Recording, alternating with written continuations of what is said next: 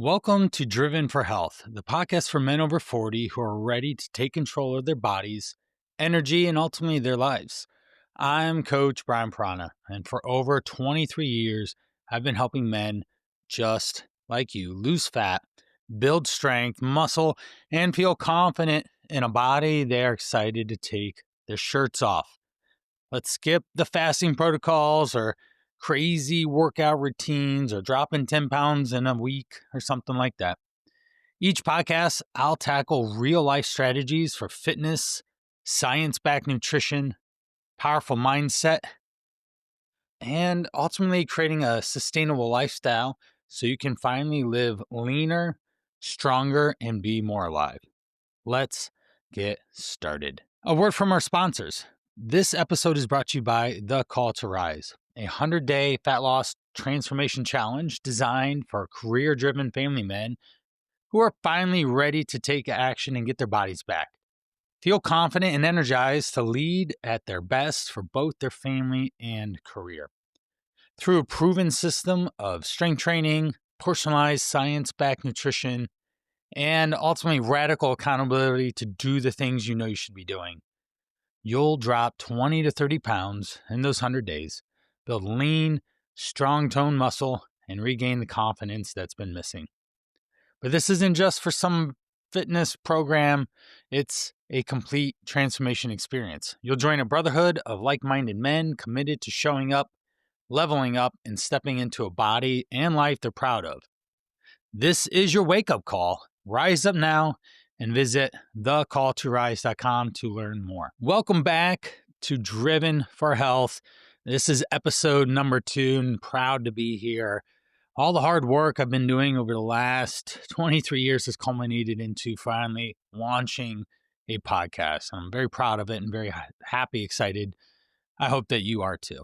I'm Coach Brian Prana, and today we're talking about one of the biggest questions men in their 40s and 50s ask me all the time. And that question is, how fast can I actually lose weight? In fact, it's come up at least 2 or 3 times this week in my direct messages on Instagram. Everyone wants to know.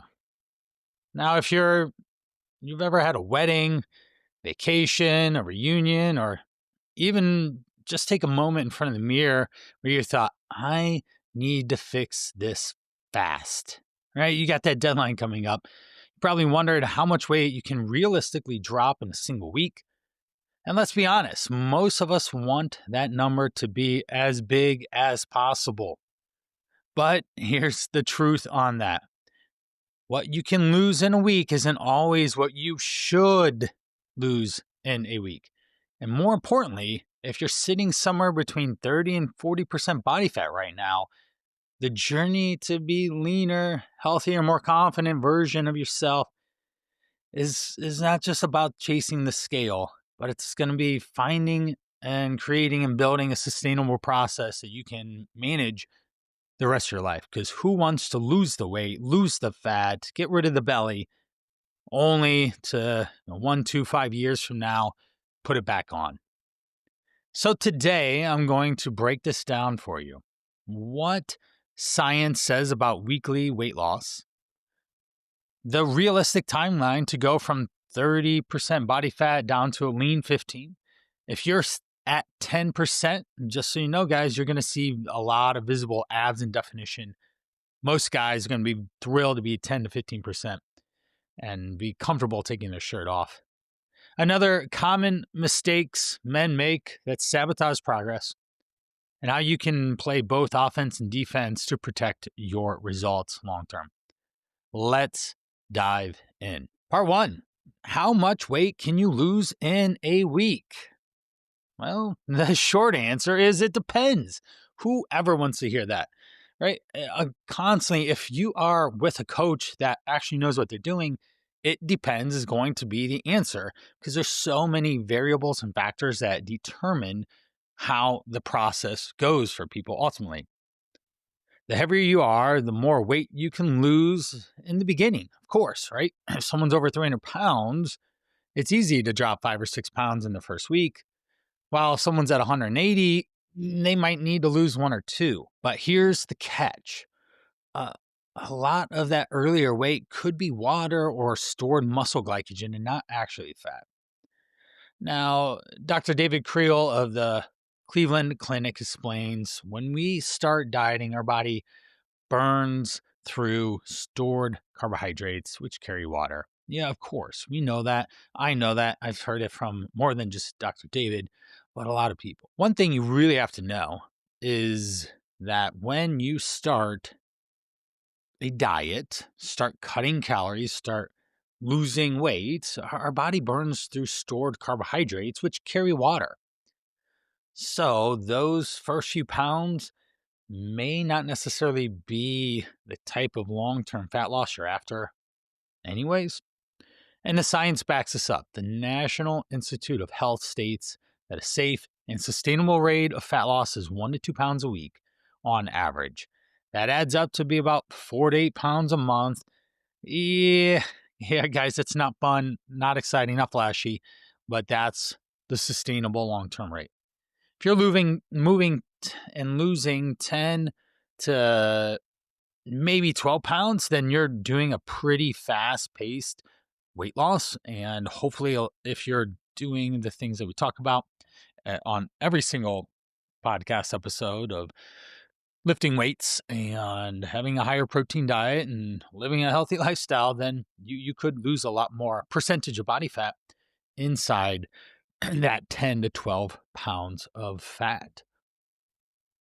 Now, if you're tempting extreme stories like wrestlers or fighters, think of MMA or the classic high school wrestler weight cut, dropping 15 to 20 pounds in a week, you're really just dehydrating your body. Now, to further that, a 2019 study from the Journal of International Science of Sport Nutrition showed that rapid water cutting significantly increases risk of kidney strain, cardiovascular stress, and impaired cognition. So you don't think, right? Brain fog, low energy, and just not being productive at all. And the majority of people ever listening to this don't want that. So what's the translation? Ultimately, it's not worth it. So yes, you can lose more than 2 pounds in a week, but the question is, are you actually losing fat or just water and muscle? Which brings me to a real timeline for fat loss. What is the realistic timeline to lose, say, 20% of your body fat if you are, say, 30% going to 15 or maybe even 10? Less story time. Meet Joe. Just 45, 5'10", 200 pounds, and sitting at 30% body fat. All right. He may appear to be strong, but out of shape and probably a little overweight. If he hasn't done any type of strength training, he's probably just going to look overweight. This means that 60 pounds of his body weight is just fat. To get down to a lean, healthy 15%, Joe needs to lose around 35 to 40 pounds of fat.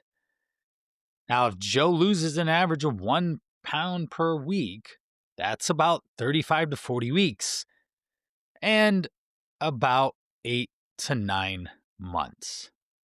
That's the reality of this, guys. With 1 pound, we're at, say, 35 to 40 weeks. At 2 pounds, we're at 20-ish weeks.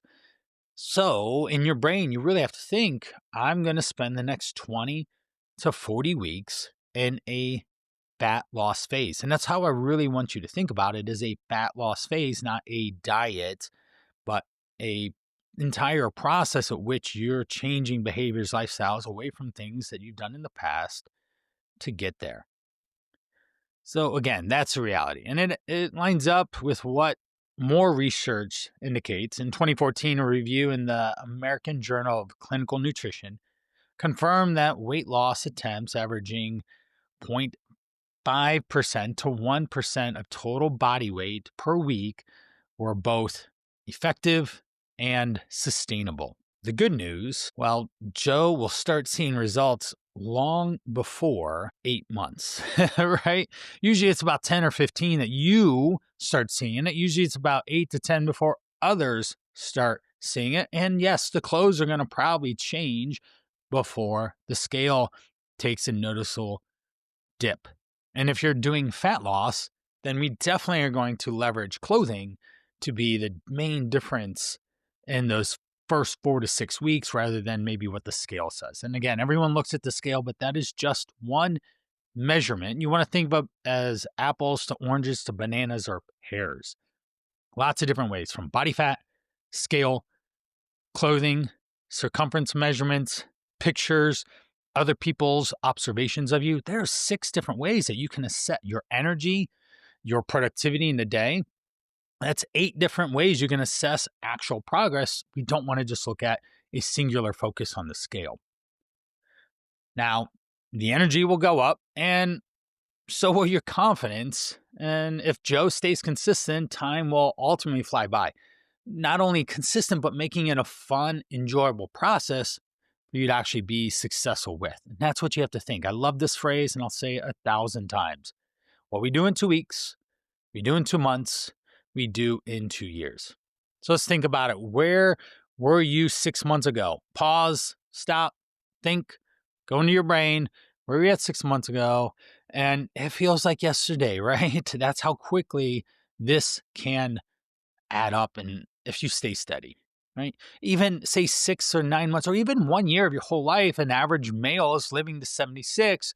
If you're trending on poor health, you might be 40, 50, or 60 years old before your body gives out on you.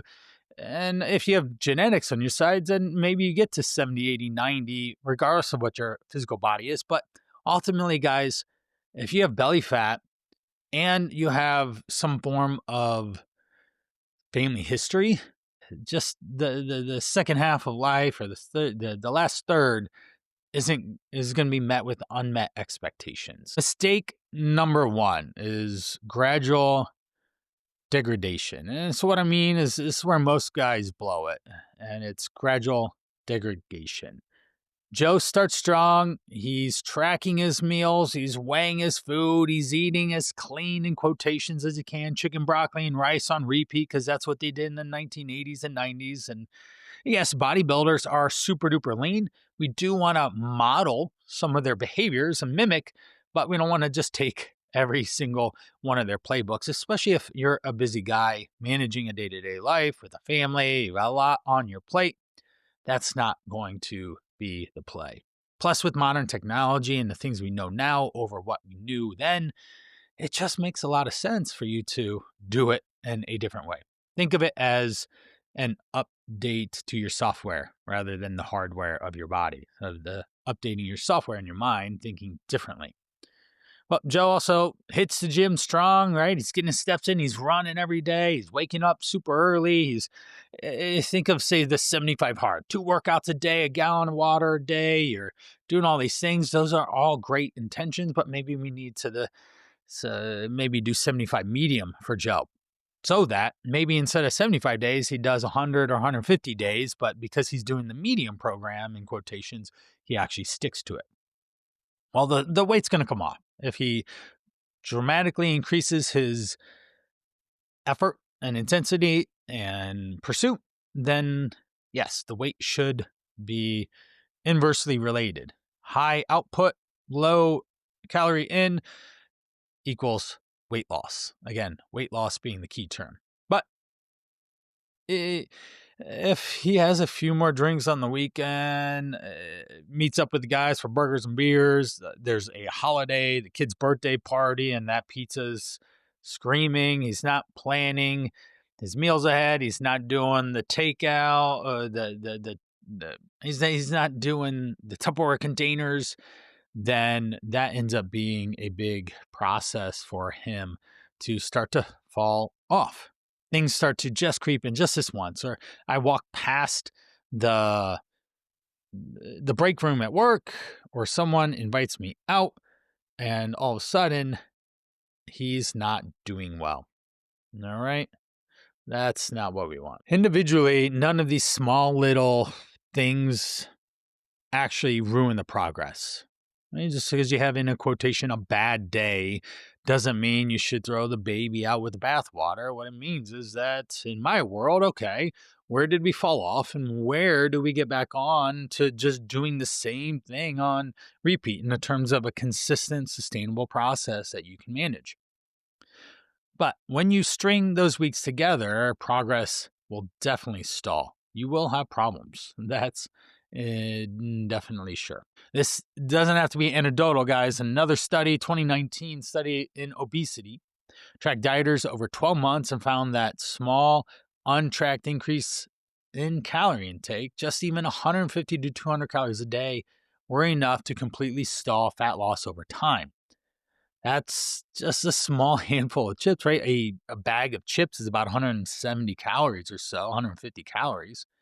Pair that with a Coke, and there you go. There's 300 calories. It's enough to definitely take you out of a calorie deficit and move you more toward a calorie maintenance level, which breeds frustration. So, yeah. Or you too many walk bys the office and all the office candy jar.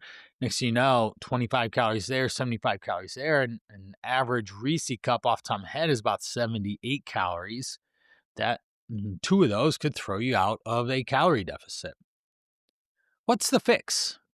We have to go back to the basics. Those are the fundamentals, the foundations that even elite athletes have to drill down on it. I love this story about John Wooden.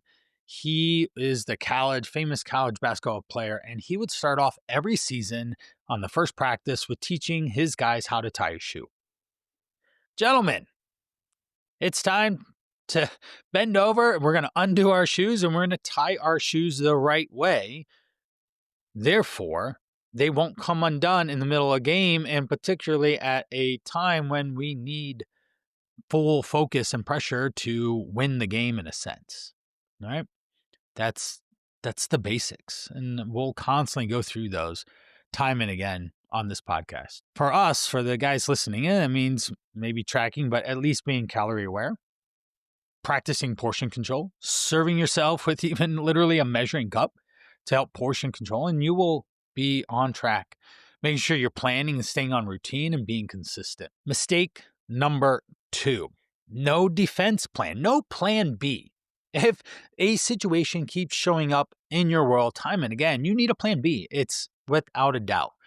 This is the second biggest mistake, not knowing how to play on the defense and adjusting and being agile in this approach. Here's what I mean. Offense is logging food, hitting workouts, controlling calories. Those are the offensive measures that you have the control over. You can control how much you sleep or at least lay in bed. You can control how much you drink water and control how you manage stress or it impacts your day to day. But you can't control the slip ups, the impromptu, ideally date nights, right, guys? Take your ladies out on a date. It could be something as small as coffee to fine dining or something ideally more fun. Now, say Joe's goal is 3,500 calories for the week, enough to lose a pound of fat.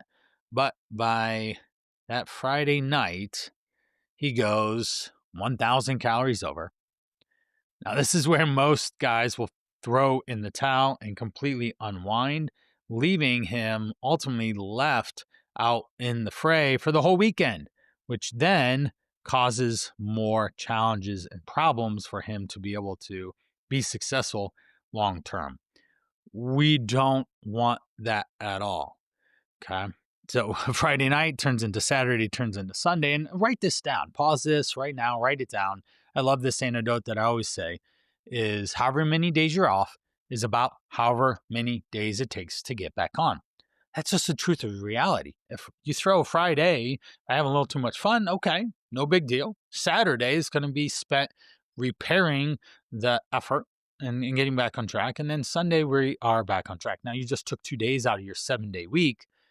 But if Friday is slippery slope and it turns into Saturday, Sunday, now we are trying to balance out and work Monday, Tuesday, Wednesday to get you back on track on Thursday. So Thursday, Friday doesn't leave a lot of progress, 1, maybe 2 days out of the 7. And yeah, no wonder you're a little frustrated with the amount of progress that you are not making because the weekend got away from you. What I'm saying is we can't throw in the towel. We just have to get right back to it. We can't restart on a Monday. Monday's a fallacy. Every diet starts on Monday. This is not it. And you're just really one bad meal. That becomes a bad weekend. That becomes a bad week. That becomes a bad month.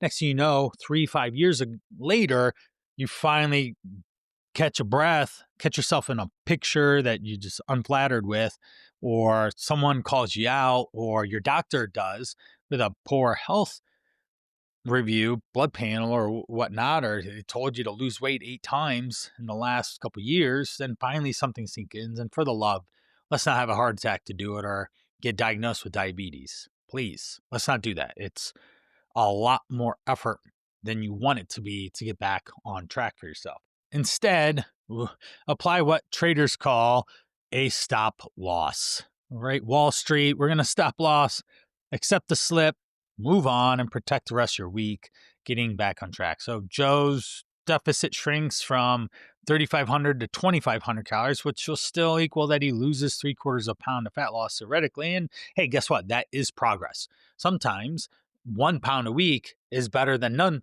pound a week, or gained 2 pounds in a week. And everyone's life is different, and everyone's ability to handle those stressful situations are not varies. So you have to pay attention to how much structure you do have in your day-to-day life, or your ability to manage stress or setback or challenges or whatnot. Again, guys, I have 4 kids, 16 to 10, 3 boys and a girl, and my wife, and all the other things that go on in day-to-day. Slip-ups and challenges are going to happen. Now, another study, I love throwing in studies here just so that we can back this up with science. It's going to be incredibly important that we, in this show, establish science-backed information implemented into the easiest way possible into your everyday. And that's honestly how I've been successful in staying in this industry for over 2 decades, to keep it as simple as possible for people so they actually get results. Now, 2017 study in appetite shows that people who refrained, that thought differently, had different insights from the slip-ups as a temporary instead of a failure, were twice as likely to stay consistent long term. That's huge. It's in the mindset about not being perfect, but this is how it wins. I love this term that I call middle gear mentality. You'll hear me bring that up a lot, something that I want to say made up, but who knows? Nothing in life is original anymore, but I like that term, and a lot of things that I say in this podcast are things that I have coached people through for a very long time. So middle gear mentality, not this all or nothing type, is where we have to have balance, moderation, flexibility to understand how things go. As a lot of my mentors, and we hear it a lot, but Nick Ross is one of my sales mentors. We're either winning or we're learning. There's no failure. Okay. And that's really important to know and understand. There's no failure. We just learn from our behaviors, and we can choose differently. Well, how do we protect muscle while losing fat?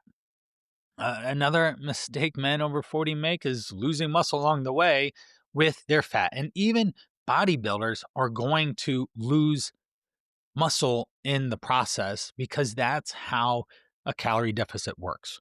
Although if they're structured, routine, and on point, they will lose the least amount of muscle and the most amount of body fat that they can, because they're very strategic in how they go about it. Sometimes super rigid, but other, say, physique athletes can be really successful with a flexible dieting approach. And again, write that term down, flexible dieting. Sarah Holly is a longtime friend and was a client of mine for a little bit of time. We were back in, this was, 2014 or so. We did a competition, a physique competition together while I owned CrossFit gyms. And she came across the term flexible dieting and shared it with me. I said, hot damn, this makes total sense to me. Having lots of young kids running around. In my first gym, we tried paleo and we tried this thing in the zone diet and all this stuff because those were brand names around dieting and stuff. But as soon as I understand the concepts of flexible dieting, oh my gosh, food is just calories, protein, carbs, and fats, people. That's all that it is. And as soon as you understand that and have reference to it, it's so much easier for you to manage food on a day to day basis and the food choices you pick and the combinations that you have to be successful in your day. So even if a slip up does happen, it's not going to be impactful for you in a day to day. All right. That's so important to know and understand in this overall process. Now, research out of Columbia University put two groups on the same calorie deficit. One group did only cardio, the other added resistance training. After 8 weeks, both groups lost about 9% of their body weight. But here's the kicker: the cardio group lost 20% of that from lean muscle. They were catabolizing their muscle, not anabolism or catabolism. Anabolism is growth, catabolism is breaking down. Think of, we could say, anabolic steroids. That means growth at an accelerated rate using a drug. But even think of a sprinter versus a marathon runner.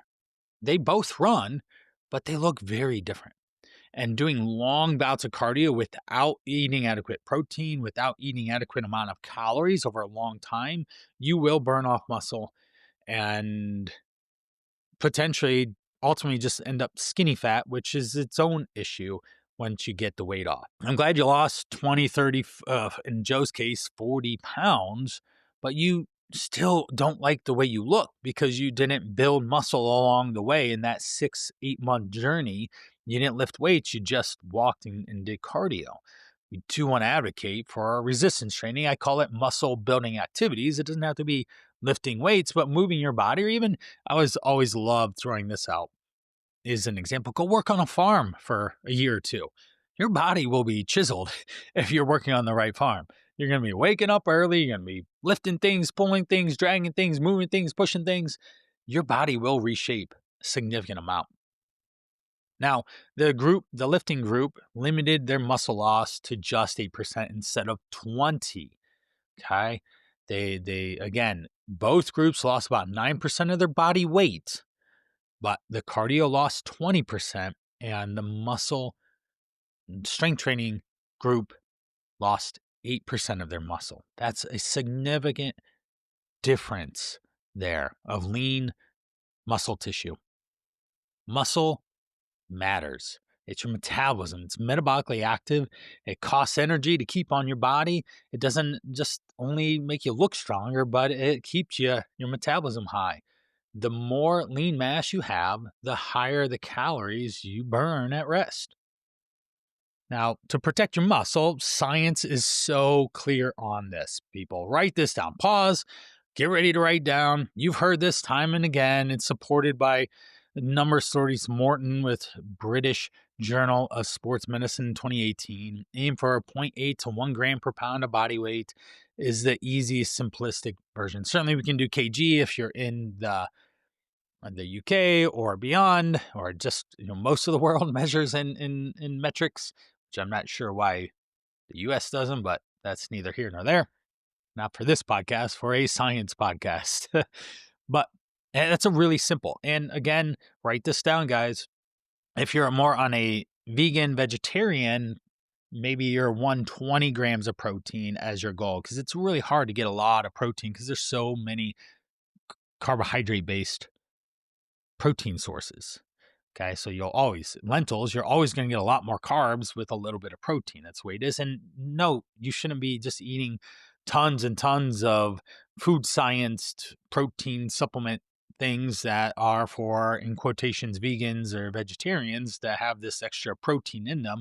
We still want to rely on whole foods. General people who eat, say balanced, we're going to go always balance. About 140 to 160, maybe 170 if you're bigger. 175 to 200 is going to be the higher end of protein intake, and that's good. Now, We want to lift weights at least 3 days a week. I always remind people, if you lift weights 3 days a week for the rest of your life, you will be more consistent in the gym training than the majority of humanity ever, especially in the modern, say, gym era in the last 100 years. You don't have to do 5 days a week. You don't have to do the Arnold Schwarzenegger 8-day a week. We can just get in there 3 days a week and it will be sufficient.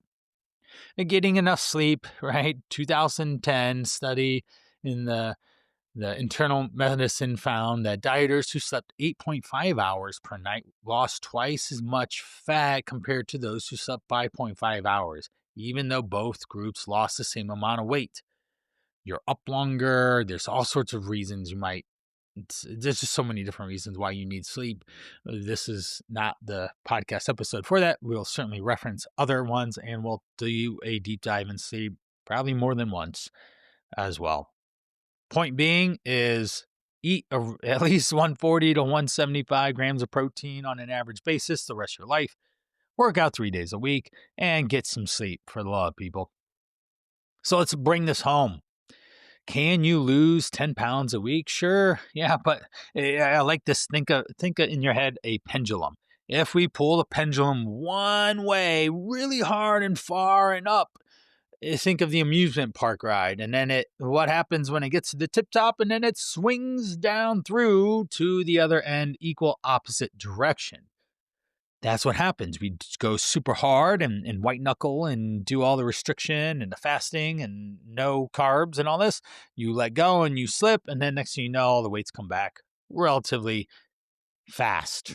Maybe not a week or so, but in 3 weeks, you could easily gain this 10 pounds back and 1 month gone and no progress made. You actually feel worse, especially mentally and emotionally, because wow, I put a lot of effort in and I wanted to lose weight. Now I'm back to where I started. And it's just sad. 1 to 2 pounds a week is sustainable. 3 is amazing. And 4 or more is overreaching.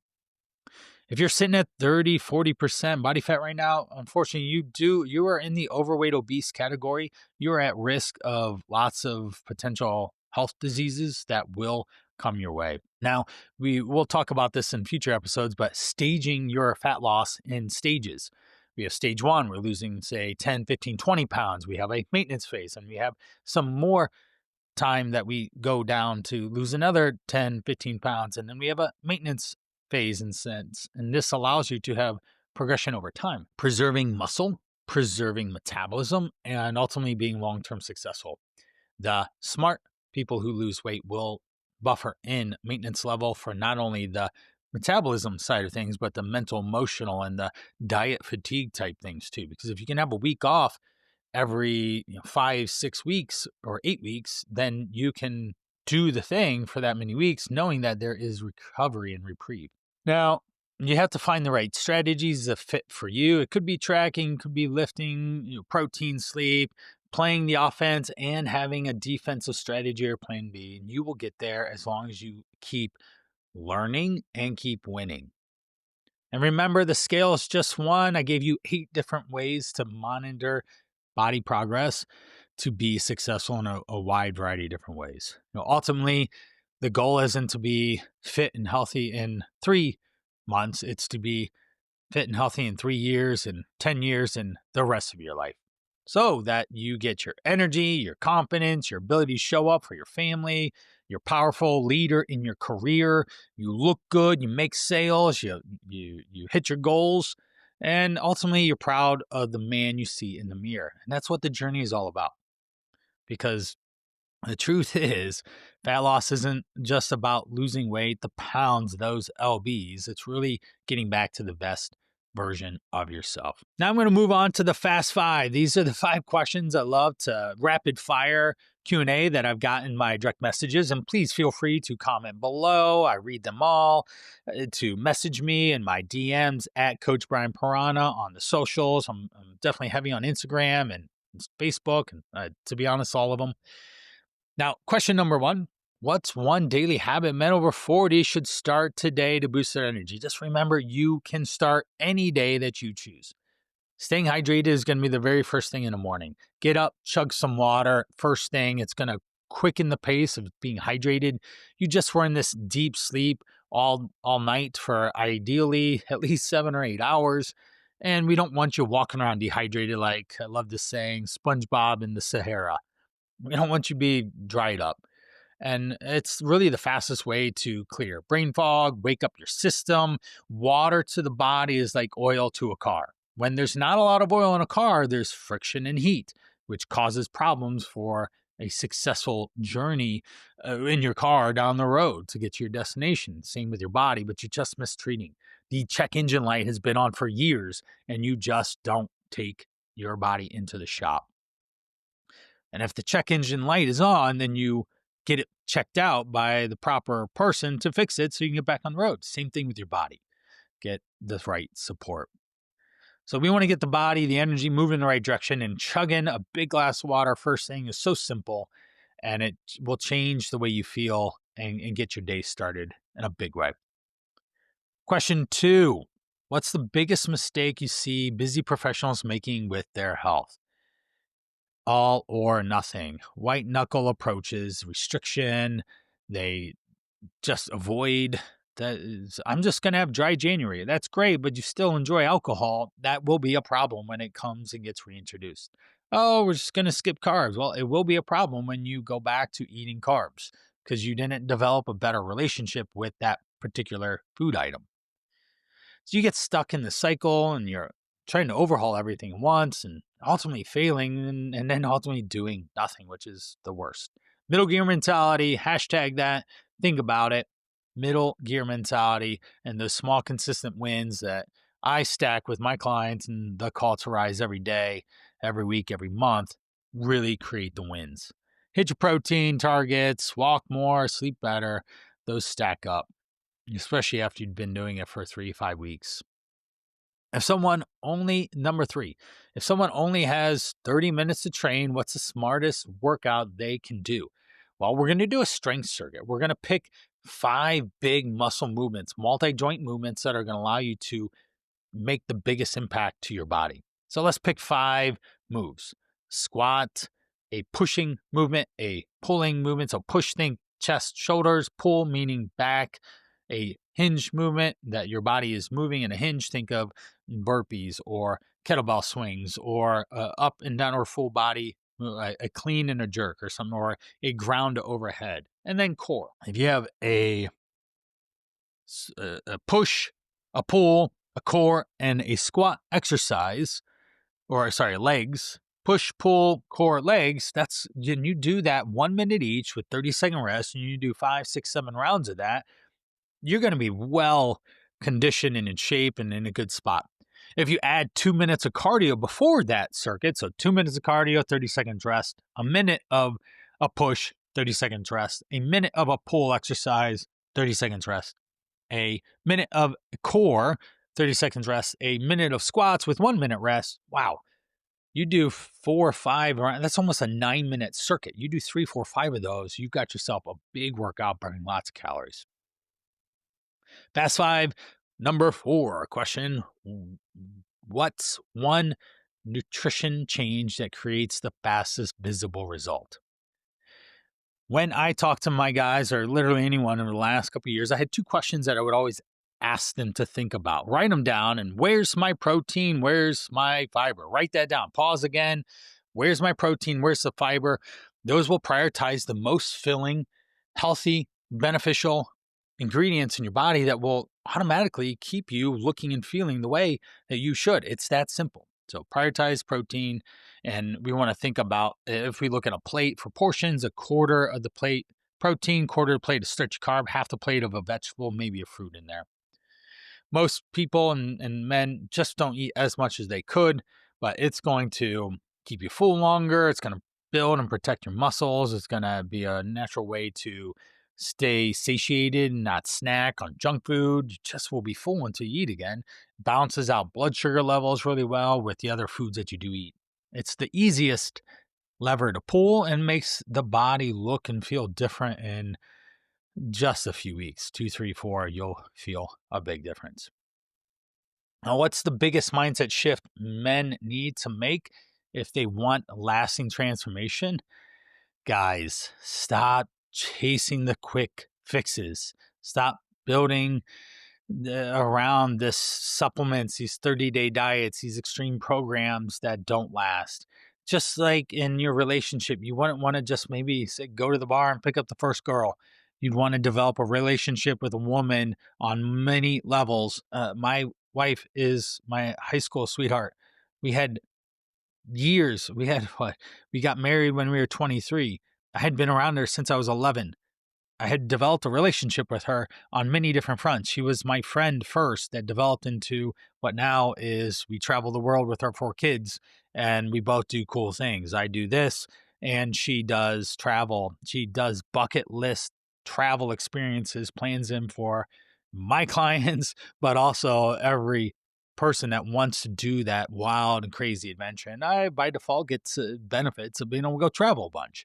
It's awesome. So stop the quick fixes. Let's have some structure and a plan that actually creates long lasting results. Now, guys and everyone, I just want to thank you for tuning in to the second episode of Driven for Health.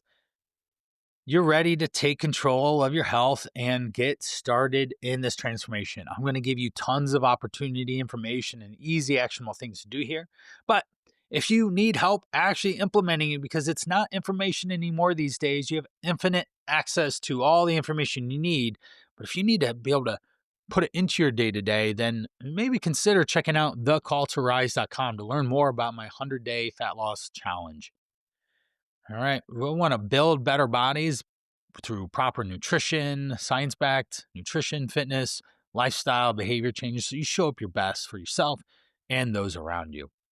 Remember, it's never too late to rise up, take charge of your body, your energy, and your life. And if you're not quite ready for the 100 days just yet, then you may want to check out my quick win Kickstarter, lose 3 pounds in 3 days program I call and do with my Rise 72 method.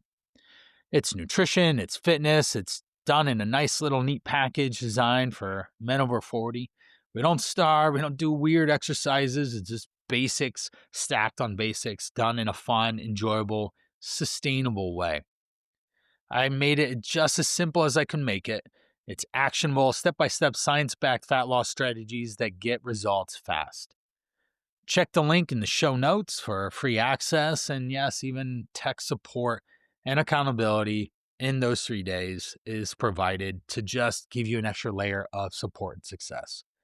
So start seeing results before your next week even begins. Men, stay driven, stay healthy, and I'll see you in the next episode. Coach Brian signing off.